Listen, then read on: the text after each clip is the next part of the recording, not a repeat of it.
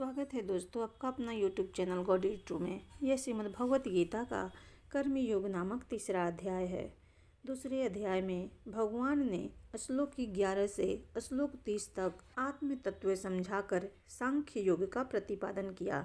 बाद में श्लोक 31 से 53 तक समस्त बुद्धि रूप कर्म योग के द्वारा परमेश्वर को पाए हुए स्थित प्रज्ञ सिद्ध पुरुष के लक्षण, आचरण और महत्व का प्रतिपादन किया। इसमें कर्म योग की महिमा बताते हुए भगवान ने 47 तथा 48वें श्लोक में कर्म योग का स्वरूप बताकर अर्जुन को कर्म करने को कहा। 49वें श्लोक में समत्व बुद्धि रूप कर्म योग की अपेक्षा सकाम कर्म का स्थान बहुत नीचा बताया। 50वें श्लोक में समत्व बुद्धि युक्त पुरुष की प्रशंसा करके अर्जुन को कर्म योग में जुड़ जाने के लिए कहा और 51वें श्लोक में बताया कि समत्व बुद्धि युक्त ज्ञानी पुरुष को परम पद की प्राप्ति होती है। यह प्रसंग सुनकर अर्जुन ठीक से तय नहीं कर पाया, इसलिए भगवान से उसका और स्पष्टीकरण कराने तथा अपना निश्चित कल्याण जानने की इच्छा से अर्जुन पूछता है। अर्जुन बोले, हे जनार्दन, यदि आपको कर्म की अपेक्षा ज्ञान श्रेष्ठ मान्य है तो फिर हे केशव, मुझे भयंकर कर्म में क्यों लगाते हैं? आप मिले हुए वचनों से मेरी बुद्धि को मानो मोहित कर रहे हैं, इसलिए उस एक बात को निश्चित करके कहिए जिससे मैं कल्याण को प्राप्त हो जाऊं। श्री भगवान बोले, हे निष्पाप, इस लोक में 2 प्रकार की निष्ठा मेरे द्वारा पहले कही गई है। उनमें से सांख्य योगियों की निष्ठा तो ज्ञान योग से और योगियों की निष्ठा कर्म योग से होती है।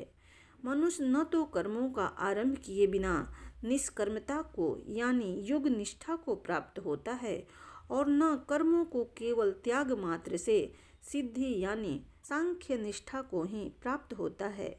निसंदेह कोई भी मनुष्य किसी काल में क्षण मात्र भी बिना कर्म किए नहीं रहता, क्योंकि सारा मनुष्य समुदाय प्रकृति जनित गुणों द्वारा परवश हुआ कर्म करने के लिए बाध्य किया जाता है। जो मूढ़ बुद्धि मनुष्य समस्त इंद्रियों को हठपूर्वक ऊपर से रोककर मन से उन इंद्रियों के विषयों का चिंतन करता रहता है, वह मिथ्याचारी अर्थात दंभी कहा जाता है। किंतु हे अर्जुन, जो पुरुष मन से इंद्रियों को वश में करके अनासक्त हुआ समस्त इंद्रियों द्वारा कर्म योग का आचरण करता है, वही श्रेष्ठ है। तू शास्त्र विदित कर्तव्य कर्म कर, क्योंकि कर्म न करने की अपेक्षा कर्म करना श्रेष्ठ है तथा कर्म न करने से तेरा शरीर निर्वाह भी सिद्ध नहीं होगा। यज्ञ के निर्मित किए जाने वाले कर्मों के अतिरिक्त दूसरे कर्मों में लगा हुआ ही यह मनुष्य समुदाय कर्मों से बंधता है। इसलिए हे अर्जुन, तू आसक्ति से रहित होकर उस यज्ञ के निर्मित ही भली भांति कर्तव्य कर्म कर। प्रजापति ब्रह्मा ने कल्प और आदि में यज्ञ सहित प्रजाओं को रचकर उनसे कहा कि तुम लोग इस यज्ञ के द्वारा वृद्धि को प्राप्त हो और यह यज्ञ तुम लोगों को इच्छित भोग प्रदान करने वाला हो। तुम लोग इस यज्ञ के द्वारा देवताओं को उत्पन्न करो और वे देवता तुम लोगों को उन्नत करें। इस प्रकार निस्वार्थ भाव से एक दूसरे को उन्नत करते हुए तुम लोग परम कल्याण को प्राप्त हो जाओगे। यज्ञ के द्वारा बढ़ाए हुए देवता तुम लोगों को बिना मांगे ही इच्छित भोग निश्चय ही देते रहेंगे। इस प्रकार उन देवताओं के द्वारा किए हुए भोगों को जो पुरुष उनको बिना दिए स्वयं भोगता है, वह चोर ही है।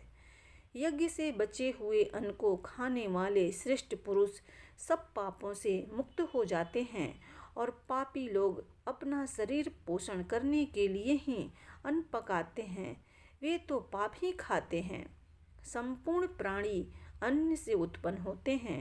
अन्न की उत्पत्ति वृष्टि से होती है, वृष्टि यज्ञ से होती है और यज्ञ विहित कर्मों से उत्पन्न होने वाला है। कर्म समुदाय को तू वेद से उत्पन्न और वेद को अविनाशी परमात्मा से उत्पन्न हुआ जान। इससे सिद्ध होता है कि सर्वव्यापी परम अक्षर परमात्मा सदा ही यज्ञ में प्रतिष्ठित है। हे पार्थ, जो पुरुष इस लोक में इस प्रकार परंपरा से प्रचलित सृष्टि चक्र के अनुकूल नहीं बरतता, अर्थात अपने कर्तव्य का पालन नहीं करता, वह इंद्रियों के द्वारा भोगों में रमण करने वाला पापायु पुरुष व्यर्थ ही जीता है। परंतु जो मनुष्य आत्मा में ही रमण करने वाला और आत्मा में ही तृप्त अथवा आत्मा में ही संतुष्ट है, उसके लिए कोई कर्तव्य नहीं है। उस महापुरुष का इस विश्व में न तो कर्म करने से कोई प्रयोजन रहता है और न कर्म के न करने से ही कोई प्रयोजन रहता है, तथा संपूर्ण प्राणियों में भी उसका किंचित मात्र भी स्वार्थ संबंध नहीं रहता। इसलिए तू निरंतर आसक्ति से रहित होकर सदा कर्तव्य कर्म को भली भांति करता रह, क्योंकि आसक्ति से रहित होकर कर्म करता हुआ मनुष्य परमात्मा को प्राप्त है। जनक आदि ज्ञानी जन भी आसक्ति रहित कर्म द्वारा ही परम सिद्धि को प्राप्त हुए थे। इसलिए तथा लोक संग्रह को देखते हुए भी तू कर्म करने को ही योग्य है, अर्थात तुझे कर्म करना ही उचित है। श्रेष्ठ पुरुष जो जो आचरण करता है, अन्य पुरुष भी वैसा वैसा ही आचरण करते हैं।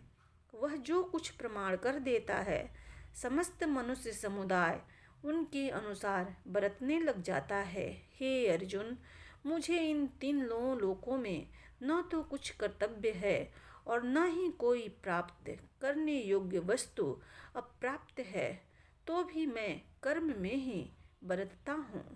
क्योंकि हे पार्थ, यदि कदाचित मैं सावधान होकर कर्मों में न बरतूं तो बड़ी हानि हो जाए, क्योंकि मनुष्य सब प्रकार से मेरे ही मार्ग का अनुसरण करते हैं।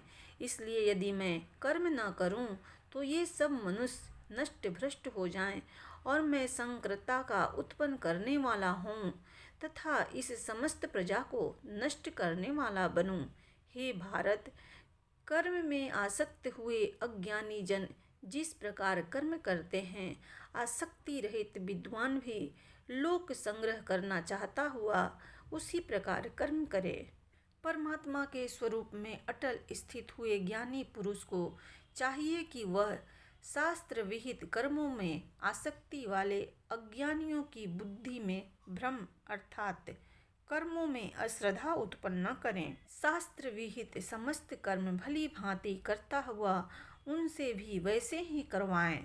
वास्तव में संपूर्ण कर्म सब प्रकार से प्रकृति के गुणों द्वारा किए जाते हैं, तो भी जिसका अंतःकरण अहंकार से मोहित हो रहा है, ऐसा अज्ञानी मैं करता हूँ ऐसा मानता है। परंतु हे महाबाहो, गुण विभाग और कर्म विभाग के तत्व को जानने वाला ज्ञान योगी संपूर्ण गुण ही गुणों में बरतते हैं, ऐसा समझकर उनमें आसक्त नहीं होता।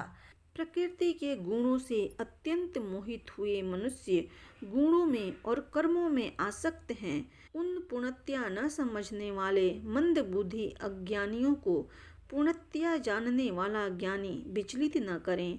मुझ अंतर्यामी परमात्मा में लगे हुए चित्त द्वारा संपूर्ण कर्म को मुझ में अर्पण करके आशा रहित, ममता रहित और संताप रहित होकर युद्ध कर। जो कोई मनुष्य दोष दृष्टि से रहित और श्रद्धा युक्त होकर मेरे इस मत का सदा अनुसरण करते हैं, वे भी संपूर्ण कर्मों से छूट जाते हैं।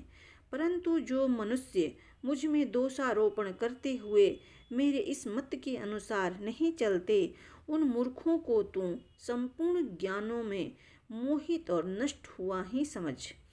सभी प्राणी प्रकृति को प्राप्त होते हैं, अर्थात अपने स्वभाव के परवश हुए कर्म करते हैं। ज्ञानवान भी अपनी प्रकृति के अनुसार चेष्टा करते हैं, फिर इसमें किसी का हठ क्या करेगा। इंद्रिय के अर्थ में अर्थात प्रत्येक इंद्रिय के विषय में राग और द्वेष छिपे हुए स्थित हैं। मनुष्य को उन दोषों के वश में नहीं होना चाहिए, क्योंकि वे दोनों ही इसमें कल्याण मार्ग में विघ्न डालने वाले महान शत्रु हैं। अच्छी प्रकार आचरण में लाए हुए दूसरे के धर्म से गुण रहित भी अपना धर्म अति उत्तम है। अपने धर्म में तो मरना भी कल्याणकारक है और दूसरे का धर्म भय को देने वाला है। अर्जुन बोले, हे कृष्ण, तो फिर यह मनुष्य स्वयं न चाहता हुआ भी बलात् लगाए हुए की भांति किससे प्रेरित होकर पाप का आचरण करता है? श्री भगवान बोले, रजोगुण से उत्पन्न हुआ यह काम ही क्रोध है। यह बहुत खाने वाला अर्थात भोगों से कभी न अघाने वाला और बड़ा पापी है। इसको ही तो इस विषय में बैरी जान। जिस प्रकार धुएं से अग्नि और मैल से दर्पण ढक जाता है तथा जिस प्रकार जेर से गर्भ ढका रहता है, वैसे ही उस काम के द्वारा यह ज्ञान ढका रहता है।